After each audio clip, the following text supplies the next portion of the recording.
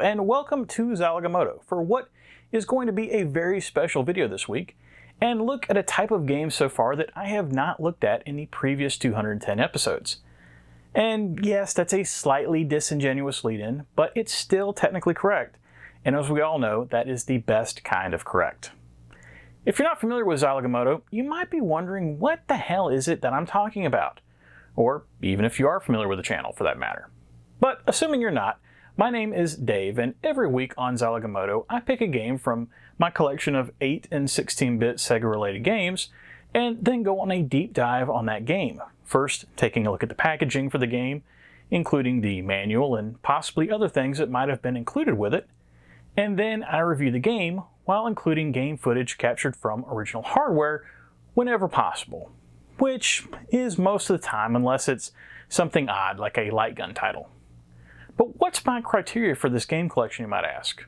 Well, the goal is to try to collect copies of every English language game released for the Sega Master System, Genesis/Mega Drive, Sega or Mega CD as the case may be, and finally the 32X, with the mantra being that if I can plug it into a Genesis with or without some sort of add-on and read what's on the screen, I'm trying to pick up a copy of it, and I've made pretty good progress so far by collecting 953 out of 1,280 games, give or take a few. Still a long way to go, but hey, I've only done 211 of these reviews so far, so I think I've got some time. By saying that I'm focusing on English language games, what probably most people would assume is that I'm trying to collect all of the titles that came out in the United States and Europe, while ignoring Japanese exclusives. And that's mostly right, but it's not quite correct. You see, Sega over the years also has been quite big in South America, Brazil to be specific, with the Master System especially being quite popular. Because of that, there are 17 Master System titles that I would consider English releases that were released exclusively in Brazil. And to be clear, I'm not including the Sapo Chule games that are reskins of previously released titles like Astro Warrior and Kung Fu Kid. The games that I'm referring to are legit releases that for the most part appeared in other countries as Game Gear titles, but were converted by Tectoy to run on the Master System. So far, I had yet to review any of these games because I've only managed to pick up 10 of them so far. As you can imagine, since they are exclusively from Brazil, they're pretty hard to come by in the United States, and if you can actually find one that is complete, it's going to cost you a decent amount of money. But hey, we're getting close to a sixth of the way through the catalog, so I think it's time to go ahead and brave some Portuguese packaging for the first time.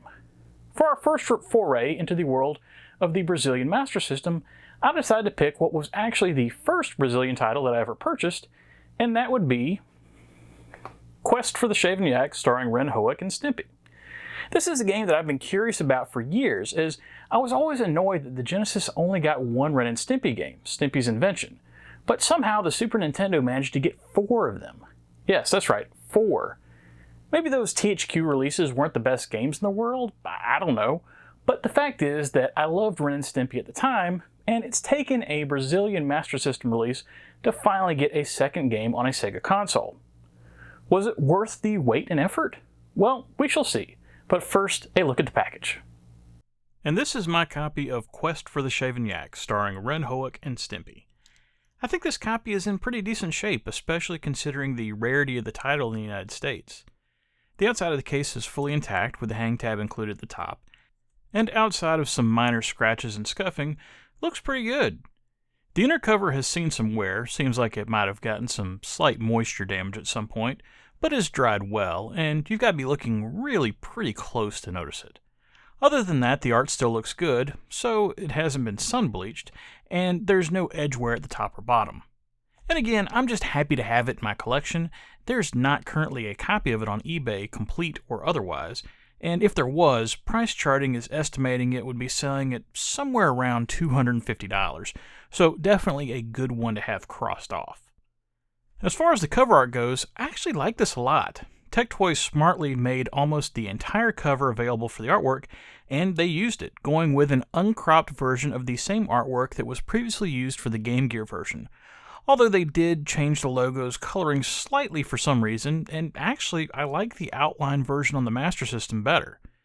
As far as the art goes, it's got the classic look of Ren and Stimpy in their Royal Canadian Kilted Yaxman outfits, while the namesake Shaven Yak is sneaking around in the back, just to give a taste of what players might be in for. A few other notes on the cover: this apparently is a 4 megabit title because Tectoy decided it needed to be mentioned randomly in the center of the cover, and if you're not familiar with Tectoy, think of them as sort of the Majesco of Brazil, and the reason why Sega products are so beloved there. And finally, the Game Gear version got a general audiences rating from the VRC, which is interesting because Ren and Stimpy could get a bit gross. But since people in Brazil didn't really know what the VRC was, instead Tectoy gave it a TI rating, which basically translates to for all ages. Flipping over the back, and well, I guess I'll start with the pictures, since I don't have to translate them. A measly 3 screenshots have been included, when there's clearly room for more, and yeah, they don't look great. The title screen is okay, but both of the action shots below it, yikes. I think they definitely could have picked some better scenes, as the screenshots on the back of the Game Gear package make the game look better, and to add insult to injury, not only are the screenshots pretty grainy, looking like maybe they were grabbed from a VCR recording or something, they're from the Game Gear version, not the Master System version. How do I know that? Well, I'll get into that later in the review, but if you know what to look for, it's pretty obvious. Lame screenshots aside, I did manage to translate the flavor text to the side, and it's actually not bad. I really like that first line. Are you moody and hard-headed?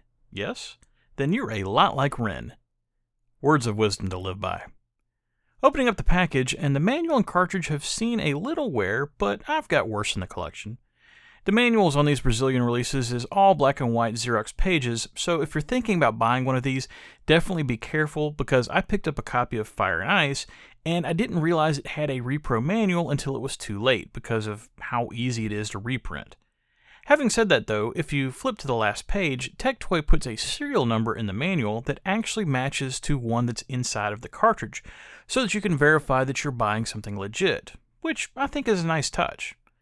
The rest of the manual, even though it's in Portuguese, is actually a lot more detailed than I was expecting, seeing as how Quest for the Shaven Yak isn't terribly complicated, and has more than a few screenshots added as well, so good on Tectoy for doing a better job on the manual than they did on the rear cover. Okay, that's the package. Let's start searching for the mysterious Shaven Yak. Ren and Stimpy. Now, where do I start? How do I even begin to describe Ren and Stimpy to viewers that aren't already familiar with the show in 2023? Well, I think the first thing I'm going to lead off with is you had to be there. Ren and Stimpy, in simplest terms, is a slapstick buddy comedy starring Ren Hoek, a brown chihuahua that, well, if you've ever been around a chihuahua in real life, is basically all of the worst things about a chihuahua rolled up into one. And then Stimpson J. Cat, a red large-nosed cat that is bubbly and dumb, providing a great foil to Ren's raging psychosis. Clearly inspired by the over-the-top Tom and Jerry parody of Itchy and Scratchy from The Simpsons, the creators of Ren and Stimpy decided to make the characters friends rather than enemies, even though Ren's outbursts would make you question that, and due to this, had the show focusing on the weird and the gross, but still keeping violence on the table when it suited an episode's purposes. The Ren and Stimpy Show, as it was officially named, made its debut on Nickelodeon on August 11th, 1991, and I can honestly say it was like nothing else on television at the time.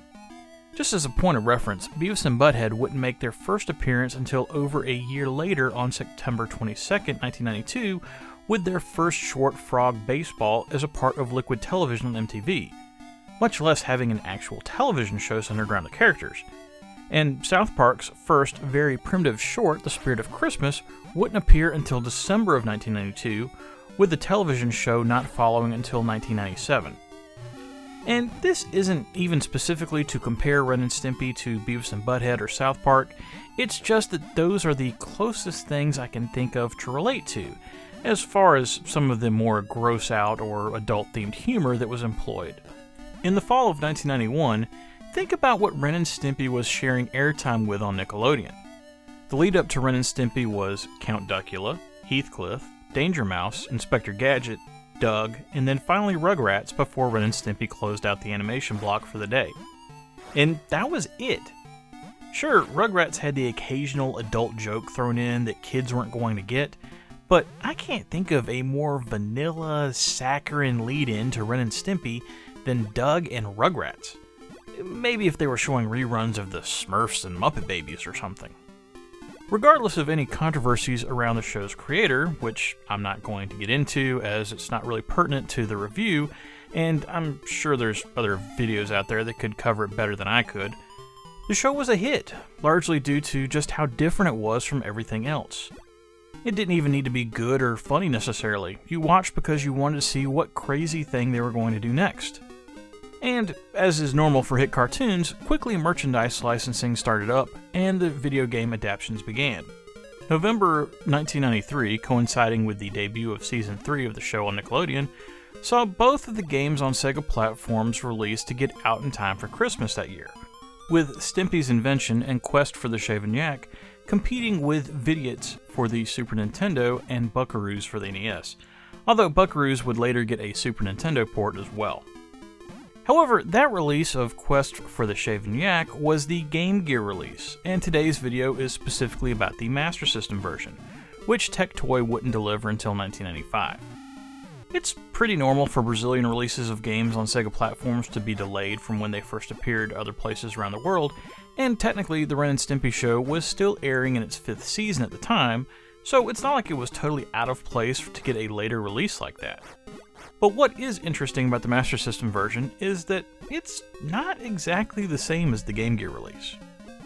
I've mentioned this previously, specifically in the review of Mortal Kombat for the Master System back in episode 193, but even though the Master System and Game Gear run on similar hardware, to the point of the Master Gear converter being made available so that Master System games can be played on the Game Gear, the Master System and Game Gear are designed to run at very different resolutions, with the Game Gear natively displaying games at 160 by 144 versus the Master System traditionally running at 256 by 192.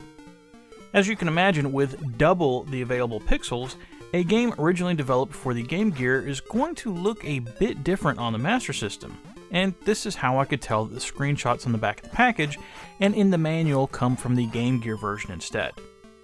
To be clear, Tectoy didn't redraw how the graphics were displayed on the screen when they did their conversion.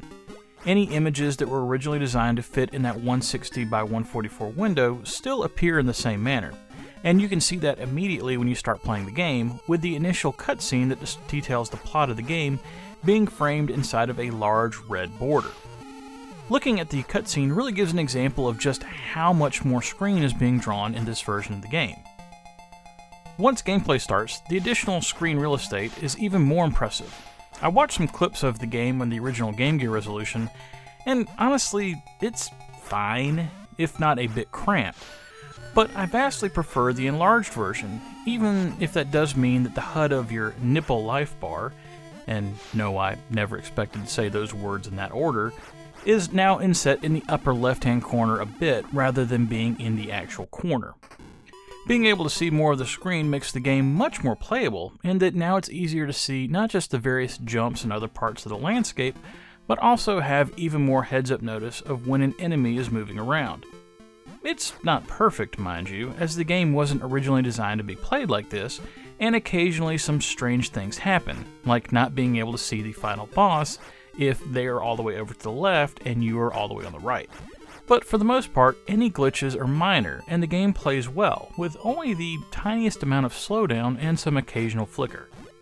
Even with those small glitches, I vastly prefer this version rather than the postage stamp sized graphical window of the original. With that technical rundown out of the way, let's talk some more about the game itself. As the game is titled Quest for the Shaven Yak, well, you guessed it, Ren and Stimpy are on a quest to find the Shaven Yak. But why? And what on earth is a Shaven Yak? Well, let's tackle that second one first. The Shaven Yak is a character that was introduced in the first season of the show in a short at the end of episode 3. Yak Shaving Day is a holiday like Christmas where you have to decorate your house with disposable diapers and fill your dad's boots with coleslaw. And if you keep an eye out on Kilted Yak Eve, you might see the Shaven Yak in his enchanted canoe as he goes from house to house, and if you've been a good boy or girl, he'll leave shaving scum in the sink for you. Look, I said Ren and Stimpy wasn't like anything else on television. I don't know what you want from me. That's pretty much verbatim what happens in the short, and it's not like I'm making this up. Anyway, as the beginning of the game opens, Stimpy finds the Shaven Yak's hooves in their living room, and now the guys have a mission. They have to get the hooves back to the Shaven Yak so that Yak Shaving Day won't be ruined. To do this, Ren and Stimpy have to adventure across 5 different worlds: the blacker than black forest, the stinking dry desert, the stinking wet bayou, the perilous Mount Hoek, and finally the great frozen north. Each world features different backgrounds and potential hazards which correlate with the world, i.e. you will have to fend off mosquitoes and jump over water in the bayou, while polar bears and giant snowballs try to take you out in the great frozen north. I really like the diversity in the levels. Other than a few enemies that get reused, for the most part each level clearly has its own identity, and you never feel like, oh, I'm having to do this again now. And you can't say that about all platformers. To make your way through each of the levels, you can choose to play as either Ren or Stimpy, who both start out with 3 lives, essentially giving you a total of 6 per continue, of which you get 3. Also, the continues and the stages in general are generous about allowing you to pick up where you left off. Each stage has fire hydrants in it, which serve as checkpoints to pick up from where you die, so you don't necessarily have to start each stage over from scratch. Also, if you do need to use a continue, you don't have to start the current world over from the beginning. You simply start from the last stage that you got to. Unless you died at a boss, in which case you start at the beginning of the previous stage, which is actually a good thing because it gives you a chance to earn extra nipples before having to fight that boss again. And as a cherry on top, the game supports password saves, so that every time you finish a world, you can simply pick back up there if you run out of continues or have to take a break. Some people might think this level of catering to the player might be a bit too much and make the game too easy, and I could see that argument, but I mean, you don't have to use the continues or passwords if you don't want to. And especially after playing Wirehead a few weeks ago, I really appreciate the developers not forcing you to have to replay sections of the game that you've already conquered if you don't have to. Another area in which I think the game really shines is its gameplay. Quest for the Shaven Yak is a relatively simple game when it comes to gameplay, with everything pretty much centering around 1 button to jump and 1 button to shoot, with Ren throwing toothbrushes and Stimpy shooting hairballs.